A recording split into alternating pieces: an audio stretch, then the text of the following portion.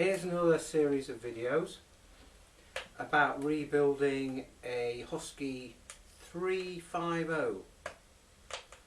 The company that donated the 017 for the 017018 oil pump video also donated this pile, and I've sort of taken the pot off one and just had a brief look, and I think it's entirely possible to build one saw out of this pile.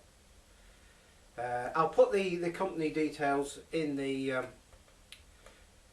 video details, just as a sort of thank you, because this sort of thing, it helps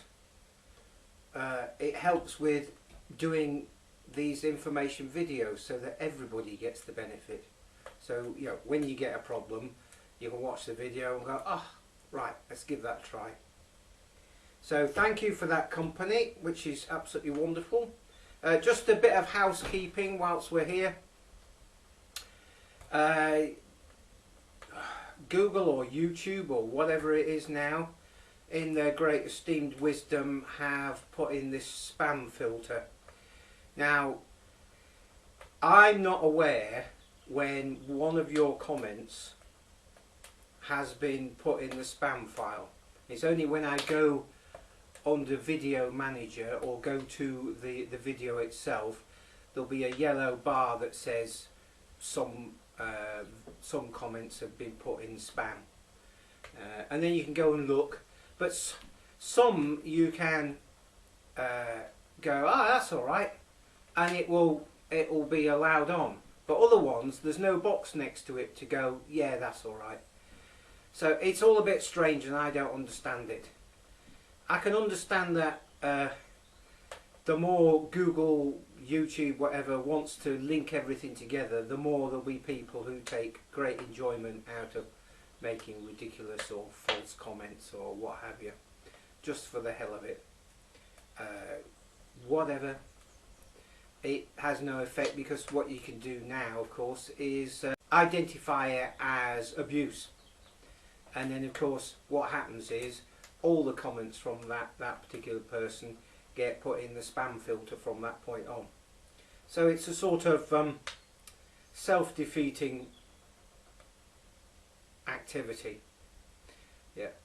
Anyway, enough of that. If you do send me a legitimate comment and I don't reply to it, A, have a bit of patience, and B, send another one which is just like very neutral, and see what happens. One or two people I've caught up with their legitimate comments maybe 3 or 4 months later, and I've replied to them. So it's not that I don't want to reply to legitimate comments, it's just the system seems to be counterproductive to some people, but we can all see the way it's going to go. Anyway, enough of that. We've got a quite an interesting project here.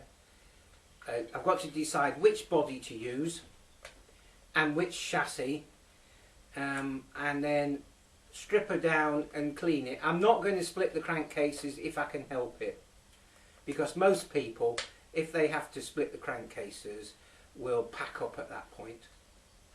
Most saws are abandoned for actually relatively minor issues, but if you send it into a repair shop, they go, it's going to cost you £150, and you go, well, the bar's fairly worn, and it wants a sprocket and a chain and a this and a that, and you buy a new saw. And especially if you're working in the woods day in, day out, there comes a point where you just go, I need a new one. Fair enough, but if you've got 2 or 3 saws, there's a good chance that between the 3 of them you can put one saw together, and it will be full of good parts. We'll have to have a look. We might have to buy a ring for this. I don't know what the rings are like, but we'll do the check-in and all that sort of thing. So, on with the videos. I've taken a bit of time and had the subframes off, or the back handles off 2 of the saws, and clean this up as well. We've got two models really here, which is a bit, I'll have to think my way around this. One of them has got a primer pump, which can be a right pain in the neck, and the other one doesn't. So that's a difference. The one with the primer pump, there's been some damage to the chain adjuster. And when I got it out, it was bent. Right, so, and the casing seems to be a bit damaged, so I'm going to investigate and see whether that will fit in there and work correctly. If so, we might use this bottom end, because both bottom ends are fine.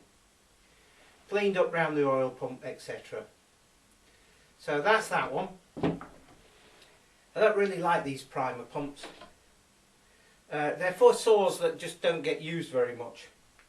And it's alright if it's your own, but a lot of people pump too much fuel and then you flood your saw and all sorts of things. And there's extra pipes and what have you. Speaking of pipes, now which one is it? Yes, we took this subframe off, which is the one off here, and everything looked fine from above, but when you get below, we've got a break in the fuel pipe.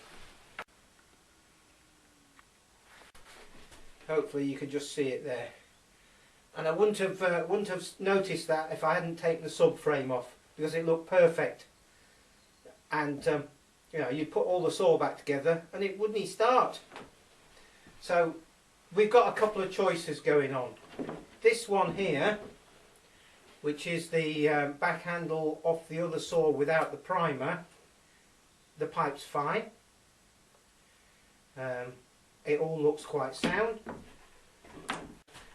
The one with the primer has another connection here. So if I don't use the primer, then I probably won't use this bottom end, this handle. Otherwise I'll have to just block that up. One or the other. So we got some choices. The other thing that was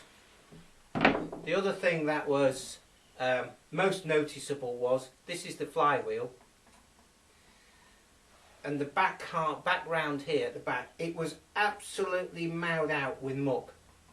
Now I know that I used to do a lot of woodland or forestry surveying, and you were in areas where you didn't really know where you were. All you had was a map, and there was a woodland on the map and you had to go and find it and look in the Ordnance Survey map and check the surrounding for power lines to see where you were and all that lot. But at the end of the day, coming out of muddy tracks and horrible sort of wet areas, the first thing to do would be to drive a couple of miles and then stop. Take all the wheels off and scrape all the muck out from in the wells of the wheels, because otherwise your car wheels would be out of balance, would be vibrating like mad. So a load of muck in the back here will do the same thing. There's no way that that's going to balance itself, so the muck in there will put the flywheel out of balance. Not quite the same as having a fin missing, but of a similar order.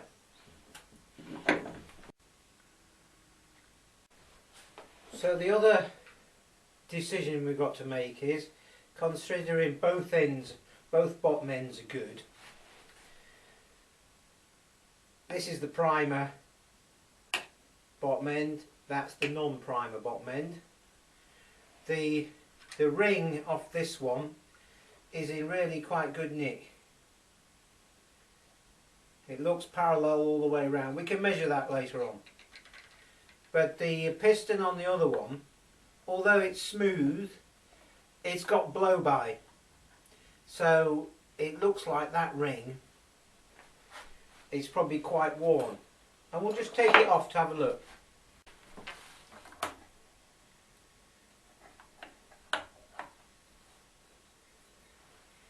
And I can see that it's quite worn here. On the exhaust face, which is the front, and it's thinner there than it is here. So that ring's worn out, and the piston, we're going to have to measure it, but if I was going to choose, I would use that piston and ring, or maybe even put a new ring in it. But the thing to do, that one's worn definitely. This other one, thing to do is to put it in the bore and see what the end gap is. So, and you'd want 2 or 3 thou, maybe 4 thou gap. That's it. So if you've got 15 thou gap, it's time to change the ring. So with that, we'll start the rebuild.